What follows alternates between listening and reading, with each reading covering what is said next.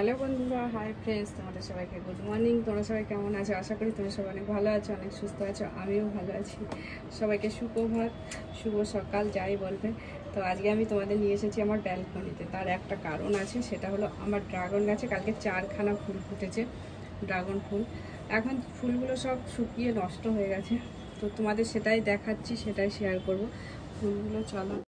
তো এই দেখো, দেখেছো এই যে 2খানা ফুল ফুটেছে, আর এই যে একটা ফুল ফুটেছে, জানি না দেখতে পাচ্ছ কি, এই যে একটা ফুল ফুটেছে, আর এইদিকে এই যে একটা।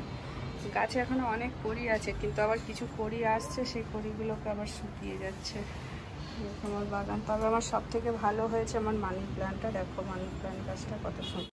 তো চলো এবার আমি রান্নাঘরে কাজ করবো। তো কী কী কাজ করবো সেটাই তোমাদের সাথে শেয়ার করছি। এখন এই সজনে শাক রান্না করবো। সজনে কালকে একাদশী আছে, তো আজকে একটু শাক করবো। জমিতে গেছিলাম আর অনেকদিন থেকে সজনে শাক খেতে ইচ্ছা করছিল, তাই জন্য সজনে শাকগুলো নিয়ে এসেছি। সজনে শাক ঝিঙে দিয়ে খুব ভালো লাগে, তো ঝিঙে দিয়েই করবো। এই যে ঝিঙে কাটা হয়ে গেছে, আর শাকগুলো এখনো বাছা হয়নি, বুঝেছো? এগুলো বাছতে অনেক টাইম লাগে। আরও জমি থেকে এনেছি অনেক কিছু, সেটা হলেও দাঁড়াও তোমাদের সাথে দেখাচ্ছি।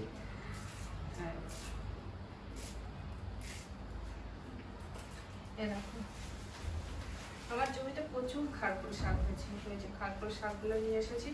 এইগুলো আমি রান্না করবো না, এইগুলো হলো কী করতে হবে বলো তো? এগুলোকে আজকে করবো না, পরে রান্না করবো।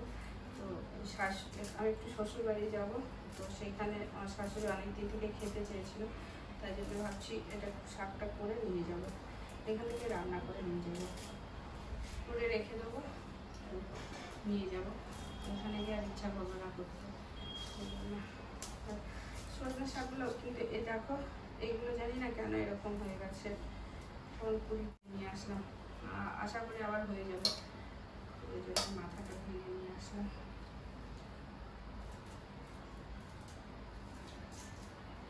মানে এরকম পরিস্থিতি আমার নিজের জমি, তো আমি নিজে আমার গাছ যেগুলো মানে যখন পরিষ্কার করা হয়, কলা গাছগুলো কাটা হয়, তো সেই কলা গাছের মানে পাতা ঠাতাগুলো, সেগুলো পাশের বাড়ির লোক বলছে যে এখানে রাখবেন না বৌদি, আমার মশা হবে। আরে আমার জায়গা, আমি কোথায় রাখবো? তার মানে আমি ঘর করলে ও আমাকে বলে দেবে এইভাবে ঘর করবেন না, ওইভাবে ঘর করবেন না, এইখানে এই করুন, ওইখানে ওই করুন।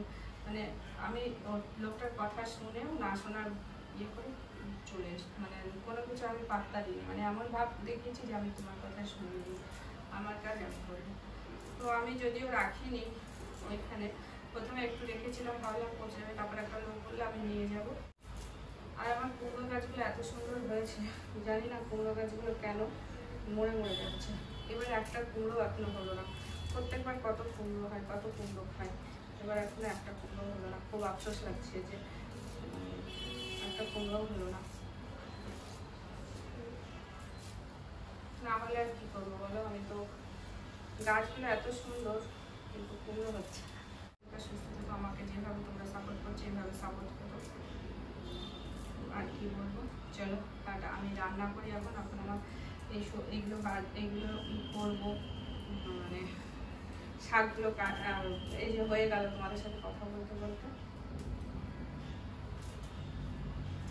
এবার আমি রান্নাঘরে যাব, এগুলো ধোবো, কাটবো, তারপরে রান্না চাপাবো।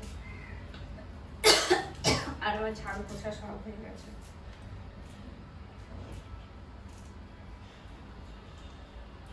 আমি জানি আমার অনেকেই আছে যারা বলে আমার দেখো না, তারা কালকে শনিবার আছে, তো আজকে আমি শাকগুলো নিরামিষই করবো, তাহলে কালকে খেতে পারবো। আর রসুন টসুন কিছু দিব না, নিরামিষ করবো।